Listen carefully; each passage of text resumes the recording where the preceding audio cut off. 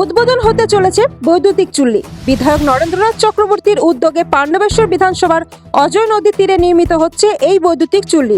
আজ নির্মাণ কার্যে পরিদর্শনে আছে বিধায়ক, পঞ্চায়েত সমিতির পূর্ত কর্মদক্ষ কিরিটি মুখার্জি, দে গ্রুপের কর্ণধার বিশ্বদীপ দে ও সন্দীপ দে। পাণ্ডবেশ্বর পঞ্চায়েত সমিতি ও দে গ্রুপের আর্থিক সহায়তায় এই বৈদ্যুতিক চুল্লিটি গড়ে উঠছে। আগামী 21শে জানুয়ারি এই বৈদ্যুতিক চুল্লি উদ্বোধন হতে চলেছে। দেখুন, আমাদের পাণ্ডবেশ্বর মানুষের অনেক দিনের দাবি ছিল যে এখানে একটা ক্রিমেটোরিয়াম ইলেকট্রিক চুল্লি তৈরি হোক। আমরা রোটারি ক্লাবের মাধ্যমে আমরা দে গ্রুপের কাছে আবেদন করেছিলাম।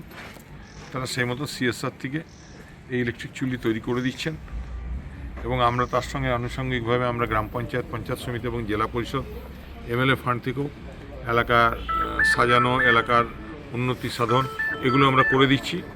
এডিডি থেকেও আমাদের একটা এসি ওয়েটিং হল করে দিচ্ছে বসার জন্য। তো আমাদের কথা দেওয়া ছিল, সেই আজ কথা রাখার পালা। আমরা আশা করছি যে আগামী 21শে জানুয়ারি আমরা এই ক্রিমেটোরিয়াম উদ্বোধন করব।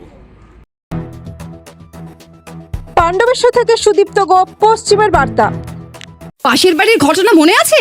নতুন বাড়িতে ফায়ার রিটার্ডেন্ট এসিপি চাই ব্যাস। অলরেডি করে নিয়েছি। টাফ এন্ড গ্লাস আর প্যাচ ফিটিং এর পর এজিটাফ নিয়ে এসেছে fire retardant ACP with PVDF coating, সাথে 15 ইয়ার্স এর ওয়ারেন্টিও পেয়ে যাবো। अभिषेक ग्लास, दीवार से भी ज्यादा मजबूत।